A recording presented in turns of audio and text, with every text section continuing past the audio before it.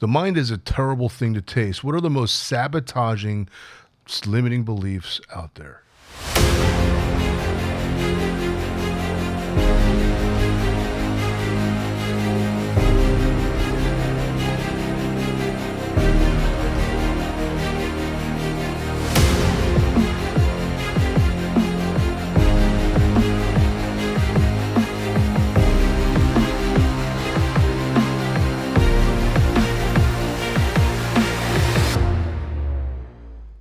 This is Dr. Spencer Coaches. Today I'm going to talk to you about sabotaging limiting beliefs, because what you think is what you are. Because your thoughts create your moods and your emotions, and then they create your actions, and your actions create your outcome.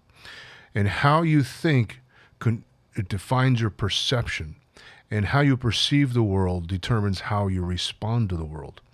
Because your disposition, say if you believe you're a weak person, you can't do it, and you're presented with a challenge, you're not even going to take on the challenge, because that's how you respond based upon you believing that you're a weak person. That's just an example.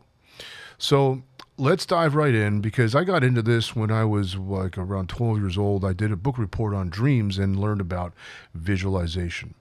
So I had to learn to visualize my outcome. So instead of thinking conscious thoughts like I can do this and that kind of affirmations, I'd visualize myself doing it. Therefore, I'd believe that I can do it. And if my mind can do it, my body can do it. I did this in skateboarding with my grades, everything I applied in my life since that time, and that's how I made things work out.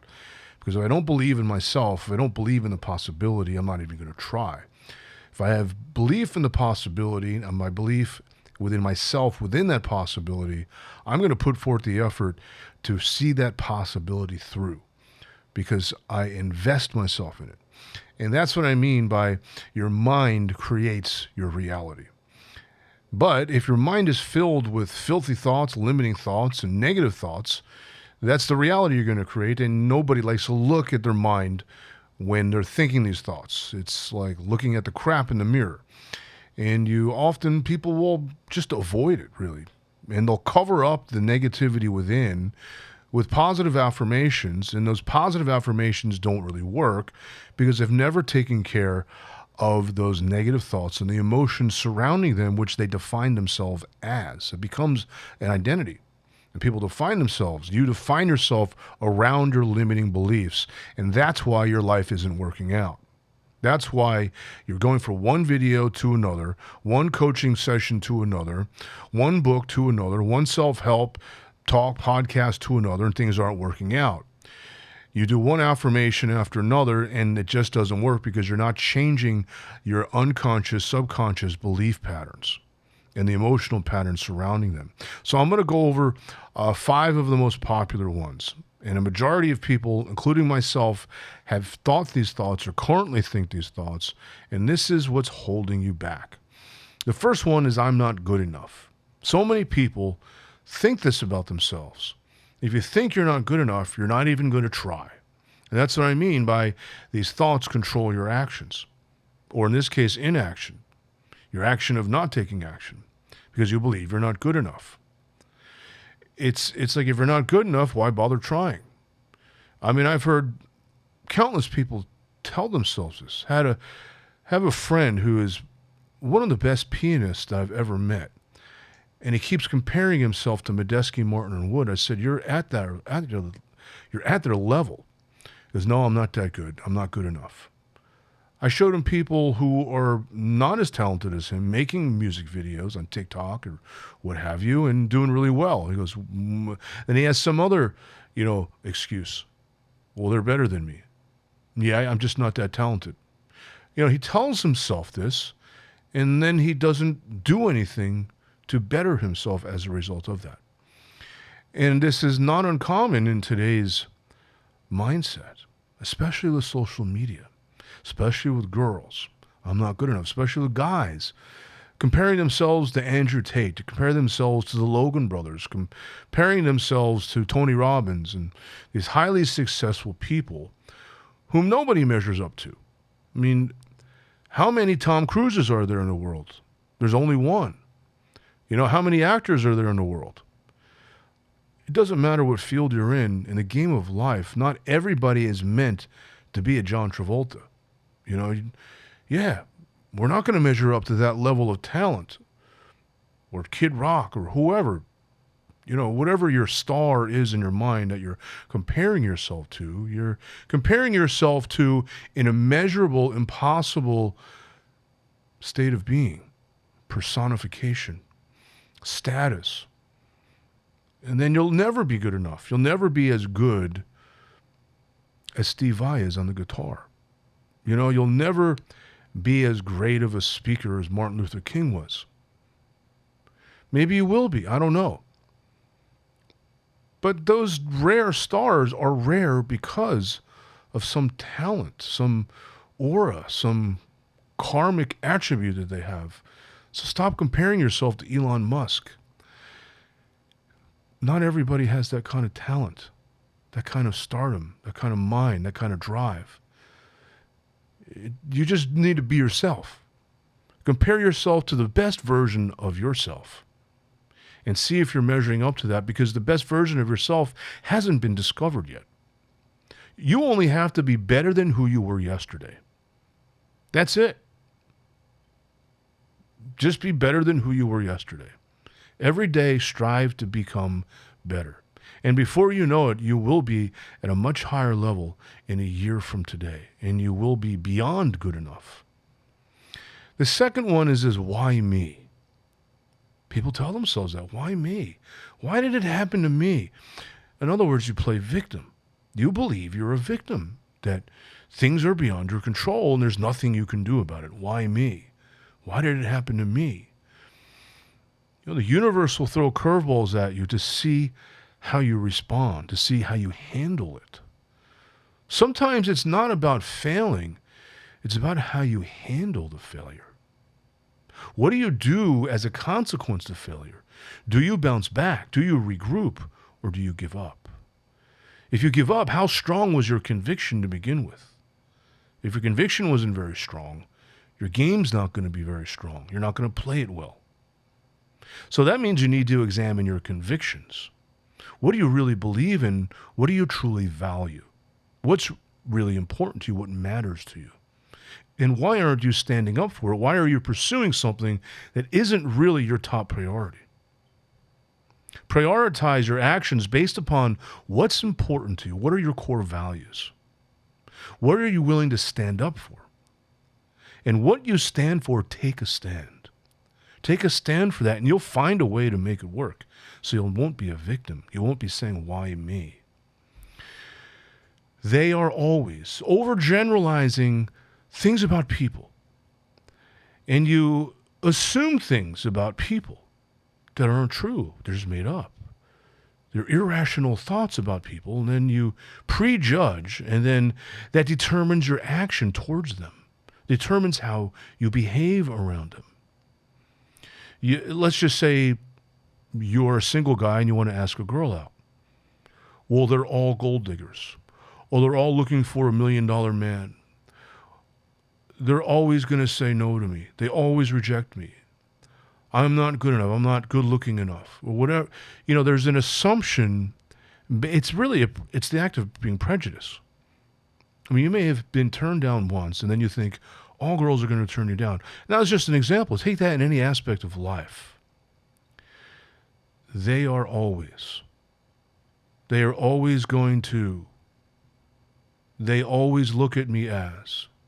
And think, like, how could, if you've seen even 4 bad apples, how can you assume the whole bunch of apples is bad?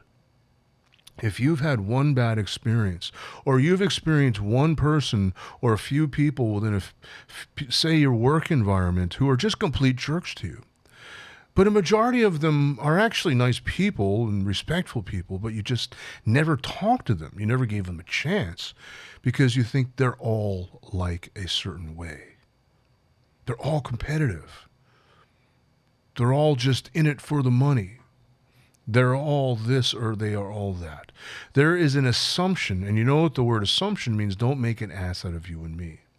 In other words, you don't really know. You don't have all the information. You know that 4 the apples are bad, but what about the rest? You don't really know what the rest is. Not until you experience it and investigate it. So about people, you don't really know about people. Not until you get to know them and give them a chance and connect with them will you know what they are like. If you think all women are gold diggers, well, you're never going to talk to a single girl because you think all girls are gold diggers. And that's just not true. Not all girls are gold diggers. So you get to know the situation. It's called a ladder of inference. You need to gather more data, gather more information before you make a conclusion. And every true scientist knows that there's never enough data to collect to create an absolute principle. They only create hypothesis. They understand the hypothesis has to be proven. That the hypothesis isn't true, nor is it untrue. It's just a hypothesis. So when you assume something, just know that it's merely just a hypothesis. So maybe some part of it is true and other parts are not true. That you need more information. You need to investigate. The other one is I can do it later. Procrastination. Putting things off. When you put things off, they never get done. And what is it about you? What's going on within you that's keeping you from following through with commitment? There is usually some sort of emotional trauma, an emotion you haven't processed. That's what makes it traumatic. And you need to process those emotions. Maybe the class laughed at you because you raised your hand and got the wrong answer. And that gave you public humiliation. So now you have this anxiety around having to give presentations and preparing for it. And now you keep putting it off later because of that anxiety you feel that you're not willing to feel and process. And clear that memory out of your subconscious mind so you can actually live in the present moment and get out of living out of the past. It's the biggest reason why there's a failure in commitment and action. Is because of some past trauma. There's an emotional pattern that hasn't been processed that's affecting your conviction and your belief in yourself. I can do it later. Now, the way to overcome that is just, you don't want to deal with the trauma. Just give yourself the 5-second rule. Let's just say you're doing your laundry. You keep putting it off. You look at your laundry. You see, okay, I'm going to do it in 5, 4, 3, 2. By the time you get to 1, just start doing it. You worry about what's going to happen. You're not going to have time for this. It's going to take away from that. That's just self-talk. That's just irrational thinking that's keeping you from committing to action. I don't feel like it. I've heard so many people say this. I don't feel like it. When are you? You're never going to feel like it because what they're actually saying is they don't feel ready. They don't feel confident. Or they're in a bad mood and they just want to do something that gives them a temporary high. You know, you just want to deal with the stress of the day. You want to do something that makes you feel good in the moment and something that you may have committed to do, like say going out. You know, so many people make plans for Friday night, but at the end of the week, we all know nobody likes to go out on a Friday night because you feel exhausted after the end of the work week. Unless you're that highly energetic person who's just that go-getter and let's go out on Friday. But most people just feel worn out and tired. But you made plans and then you say, I don't feel like it. But then you go out and do it anyway and you realize you have a good time regardless. That all of that feeling tired was just a story you're telling yourself. Maybe you needed a 15-minute power nap and that's it. Maybe you needed to go hit a punching bag or go yell into an empty room just to get that stress out. But often going out for drinks with your friends gets the stress out. And all that pent-up frustration is released with a few drinks and you transmute it, you transform it into a great time with some good people instead of I don't feel like it. I don't feel like it and I'll do it later often come hand in hand. I don't feel like it, so I'll do it later. I'm just not in the right mood. You'll never be in the right mood. A lot of people want to feel ready. I'm like this too. I'm not ready. Yeah, the thing is you'll never feel ready. You just got to start something. You just got to do it. Looking for certainty. Looking for assuredness, looking for support where there is none. You'll keep looking till the day you die. It's never going to happen because of the uncertainty of the future. The uncertainty is supposed to feel mildly uncomfortable. And because it is uncertain, you don't really know what's going to happen. There's an insecurity. You lose a sense of confidence. That's natural in trying anything new. You remember when you rode the bike for the first time and took the training wheels off, or when you learned how to swim, or when you asked out your wife, or that first date you went on, whatever, when you went for that first job interview. There's always a feeling of uncertainty. That's just the nature of the beast. It's the nature of doing anything. There's always going to be an unknown factor, and you're just going to have to live with that. Embrace it, because that uncertainty, that sense of angst, gets transformed into an adventure. And that's how you deal with that anxiety, that small fear that you feel that I'm not ready. I don't feel like it. That's another side of I don't feel like it, is I'm not ready. So those are the 5 most common limiting beliefs. And you get the idea that when you think these thoughts over and over and over again, it makes you want to give up. It makes you not want to try anything, and not want to apply yourself, and not put the effort into doing something that you know is going to be beneficial for you, that's going to give you the results that you want. And no matter how many positive affirmations it's like painting a ceiling that leaks. If you just paint it because you're dealing with the leak stain, it doesn't fix the leak. So a lot of times, this is why positive affirmations don't work. In order to reprogram your mind, the positive affirmations will work when you release the limiting beliefs, when you release these irrational thoughts, the assumptions, the I'm not good enough. Maybe you're not skilled enough, but you're good enough as a human being, but you're not skilled enough. So creating a more accurate, rational belief that just makes more sense. What do you mean you're not good enough? You're good enough as a person, you're just not skilled enough, which means you have the ability to learn the skills. And you can become skilled enough to take on the task, or whatever it is. So that's how you transform these limiting beliefs, is you reword them. And then all of a sudden it changes your mood, it changes your outlook, it changes your attitude. And then you reprogram yourself with the positive affirmations. I can do it. I can learn as I go. The essence of positive thinking is I can, I will, I am. I am capable. I commit to trying, and now you are doing it. I can, I will, I am. That is the essence of positive thinking. It's not I am beautiful, I am beautiful, I am beautiful, but you feel ugly inside because you feel bad about something. It doesn't matter how many times you tell yourself you're beautiful, you're always going to feel differently than the thought, and the thought seems ridiculous. The affirmation seems ridiculous. And you're not even going to believe in your own affirmations because the emotion isn't transformed, because there's another underlying thought that is not dealt with. And you need to deal with those limiting beliefs, otherwise they're going to haunt you for the rest of your life. You'll always feel stuck, you'll always feel left out, you'll always feel that you're not in a place where you could be in your life. And you wonder why things aren't working out. Because you want to get ahead. You want to experience abundance. You want to experience fulfillment. You want to experience peace. You want your freedom. You just don't know how to get there because you're consumed with strategy and tactics, but you're not looking at your mindset.